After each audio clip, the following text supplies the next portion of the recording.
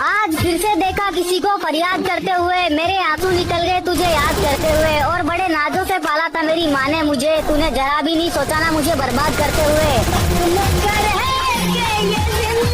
कि देखते देखते यह कहानी बदल गई, जेलों में रह रहकर मेरी जवानी बदल गई। और मेरा यूं बर्बाद होना तो तय था मेरे दोस्त, क्योंकि कटघरे में खड़ी मेरी रानी बदल गई। जो चले गई तुझे छोड़कर किसी और के लिए, उसका भी तुझे दर्द है क्या? और जो बात बात पर रो जाए मेरी जान, ऐसा भी कोई मर्द है क्या?